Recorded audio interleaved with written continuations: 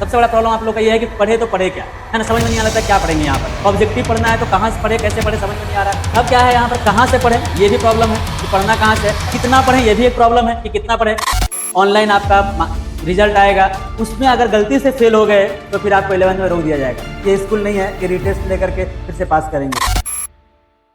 तो आप लोग को तो पता चल ही गया है कि क्लास 11th जैक बोर्ड का जो एग्ज़ाम है वो होने वाला है। एग्ज़ाम का डेट शीट आ गया है 2021-22, ठीक है। अभी से लेकर के अगर आप लोग देखेंगे तो कितना टाइम बचा हुआ, मुश्किल से 20 से 25 दिन बचा हुआ होगा। ये 20-25 दिन में आपको 11th का एग्ज़ाम का तैयारी कर लेना अच्छे से, क्योंकि आप लोग को पता है कि इसमें पास होना बहुत इंपॉर्टेंट है।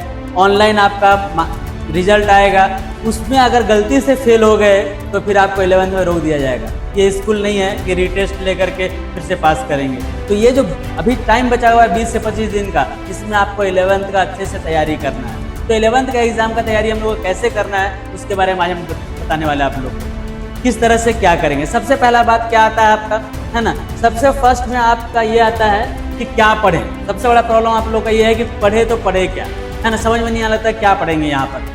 तो आपको ऑब्जेक्टिव का एग्जाम देना है, तो पढ़ना तो ऑब्जेक्टिव क्वेश्चन ही है। खूब सब्जेक्टिव पढ़ लीजिएगा, डेफिनेशन पढ़ लीजिएगा, कोई फायदा नहीं है। आपको मेनली ऑब्जेक्टिव पे फोकस करना है, ऑब्जेक्टिव क्वेश्चन को पढ़ना है।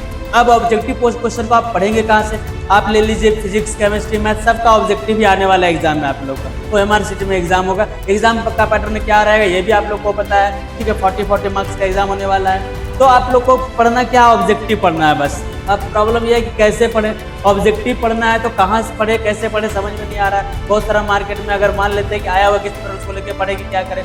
आप सब्जेक्ट लीजिए और सब्जेक्ट को सरफेसली पढ़ लीजिए। सरफेसली का मतलब ये है कि आपको डेरिवेशन पूरा नहीं करना है, डेफिनेशन को याद नहीं करना है, लेकिन सारा कॉन्सेप्ट, फॉर्मूला वगैरह, थ्योरी वगैरह आपका एक चैप्टर का पता होना चाहिए। आप जैसे ही पढ़े होंगे आपके पास नोट्स होगा, सरफेसली अगर उसको चैप्टर को पढ़ लीजिएगा, ठीक है।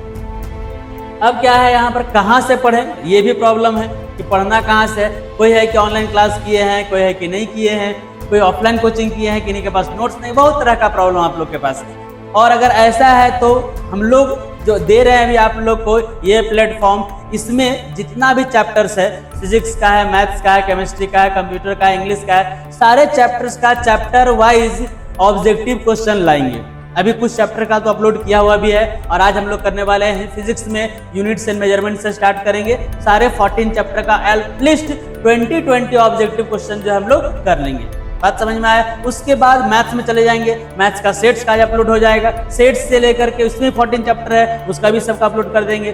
तो आप लोग इस प्लेटफॉर्म को थोड़ा सा मेंटेन करिएगा और रेगुलर जो है देखते रहिएगा। पूरा का पूरा 20 दिन 25 दिन टाइम अभी आप लोग के पास है, लेकिन 14 दिन 14 चैप्टर आएगा, 14 चैप्टर आपका आ जाएगा। तो ये 14 चैप्टर आपको क्या करना है, हर दिन देखना है। तो यहाँ से आप लोग पढ़ सकते हैं। बाकी आप लोग के पास और कोई रिसोर्सेस होगा, जैसे आपके पास नोट्स है या कहीं ऑनलाइन क्लास किए हैं उसका नोट्स है, आप वहां से भी पढ़ सकते हैं। लेकिन यहाँ जो हम लोग है वो आप लोग को ऑब्जेक्टिव ही देंगे, सारे चैप्टर से 20-25 ऑब्जेक्टिव आएगा। तो यहाँ से आप पढ़ सकते हैं। ये आपका प्रॉब्लम खत्म हुआ कि कहाँ से पढ़ें। तो प्रभाकर क्लासेस का यूट्यूब चैनल से आपको पढ़ना है। अब उसके बाद कितना पढ़ें ये भी एक प्रॉब्लम है कि कितना पढ़ें। आप लोग 12th पढ़ रहे हैं, 12th का भी मतलब क्लास चल रहा है, आप लोग को हम भी बैच में पढ़ा रहे हैं, ऑनलाइन ऑफलाइन सब पढ़ा रहे हैं। तो आपको करना क्या है कि हम जो वीडियो अपलोड करेंगे वो लगभग 30 मिनट के आसपास रहेगा एक चैप्टर का। तो 30 मिनट पहले आप लोग वीडियो देखिएगा, उसको 30 मिनट वीडियो देखने के बाद थोड़ा उसको अगर पॉसिबल होगा तो 15-20 मिनट टाइम देकर के क्वेश्चन को एक बार अपने से देख लीजिएगा, लिख लीजिएगा। उसका नोट्स भेज देंगे टेलीग्राम चैनल में, उसको जरूर आप लोग देख लीजिएगा। हर सब्जेक्ट को आप कम से कम आधा घंटा, 45 मिनट, 10 मिनट टाइम जरूर दीजिएगा, आज से लेकर के एग्जाम तक डेली। देखिए एग्जाम बहुत इंपॉर्टेंट है 11th का, नहीं पास करिएगा तो बहुत गड़बड़ हो जाएगा। तो आपको कितना देर पढ़ना है, लगभग एक चैप्टर, एक सब्जेक्ट को आप आधा घंटा, 45 मिनट, 1 घंटा तक आप पढ़िएगा, बस उससे टाइम बचेगा। आप 12 पढ़िएगा, कोई दिक्कत नहीं है। नेक्स्ट में देख लीजिए, अब यहाँ पर कुछ जो मिस्टेक्स है उसको आपको अवॉइड करना, क्या क्या नहीं करना जो भी आप कर चुके हैं। सबसे पहला बात, NCERT को आप इग्नोर नहीं कर सकते हैं, ये आपका सिलेबस है। बिना प्लान का स्टडी मत करिए, प्लान बनाइएगा स्टडी हमको करना कैसे है और कितना करना है, ये भी आपको हम बताने वाले हैं। उसके बाद क्या है, रिवीजन को स्किप नहीं करना है। एक बार रिवीजन करिएगा, जो चैप्टर पढ़ लिए हैं उसको भी पढ़िएगा, रिवीजन को स्किप नहीं करना है। ओवरलोडिंग विदाउट ब्रेक्स, एक बार बैठे और एकदम 4 घंटा तक पढ़ रहे हैं, है ना, तो वो भी नहीं करना है आपको, बीच बीच में ब्रेक लेते रहना है। कैसे लेना है ब्रेक, उसके लिए भी आप लोग को टाइम मैनेजमेंट हम यहाँ पर बता दिए हैं। देखिए, है ना, स्मार्ट टाइम मैनेजमेंट, इसको आप ध्यान में रखिएगा, ये बहुत काम आएगा आपको, अभी भी एग्जाम के लिए भी, एग्जाम के बाद भी आपको बहुत काम आएगा। क्या ये है फर्स्ट रूल, ये 50-10 रूल, ये है, ये 50-10 रूल आपका क्या है, 50 मिनट आपको स्टडी करना है, 10 मिनट का ब्रेक लेना है। क्योंकि आप लोग हम क्लास वगैरह में देखते रहते हैं, कहीं आपको 2 मिनट का टाइम मिला, क्या करते हैं, तुरंत फोन निकालते हैं, टिप टिप किए या फोन देखे या कुछ किए, उसके बाद फोन को रख दिए। ये आपको नहीं करना है। आप कंटिन्यू 50 मिनट आप स्टडी करिए, 50 मिनट आप पहले पढ़िए, बीच में कोई तरह का कुछ फोन नहीं लेना है या फिर किसी से बात नहीं करना है, कोई भी तरह का डिस्टर्बेंस नहीं। जो 10 मिनट का आप ब्रेक लेंगे, आपको उसमें जो करने का मर्जी आप करिए, आप फोन चलाइए, बाथरूम जाइए, आप पानी पीजिए, खाना खाइए, जो करने का मर्जी आप करिए।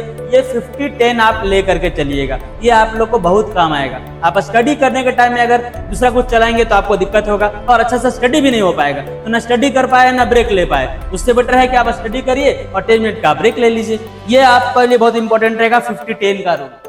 प्रायोरिटी डिफिकल्ट सब्जेक्ट समझ रहे हैं, जो सब्जेक्ट आपका ज्यादा डिफिकल्ट है वो सब्जेक्ट में आप ध्यान दीजिए। वो सब्जेक्ट में ध्यान देंगे तो क्या होगा, जिसमें आप कम, मतलब जो आपका डिफिकल्ट है उसको ज्यादा टाइम दीजिएगा, जो आपका थोड़ा अच्छा है उसको कम टाइम दीजिएगा। सपोज दैट कि आपका मैथ्स खराब है तो मैथ्स को ज्यादा टाइम दीजिए, फिजिक्स खराब है फिजिक्स को ज्यादा टाइम दीजिए, या केमिस्ट्री खराब है उसको टाइम दीजिए, और जो अच्छा है उसको थोड़ा कम ही टाइम दीजिएगा तो काम चल जाएगा आप लोग का। तो ये चीज हो गया, है ना। वीकली प्लानिंग, ये तो खैर बहुत लंबा टाइम के लिए, लॉन्ग टाइम के लिए, अगर जो कोर्स आप 11th-12th कर रहे हैं उसके लिए आपको होगा कि वीकली आपको देखते रहना होगा रिव्यू की क्या क्या पढ़े हैं क्या नहीं पढ़े हैं। लेकिन अभी आपका जो 11th का एग्जाम है उसके लिए आपको ऑब्जेक्टिव पे फोकस करना है, सारे चैप्टर्स का ऑब्जेक्टिव को पढ़ना है। देखिए हो गया, तो अभी आप लोग समझ गए आप लोग करना क्या है, कैसे पढ़ना है, कहाँ से पढ़ना है और कितना पढ़ना है, अब तक ये आप लोग समझ गए होंगे। तो क्लास 11th का तैयारी करिए, क्लास 11th का तैयारी बढ़िया से हो जाएगा, आप लोग का एग्जाम बढ़िया जाएगा। चैनल को जरूर फॉलो कीजिएगा, ठीक है। यहाँ लिख दिए है, success is the sum of small efforts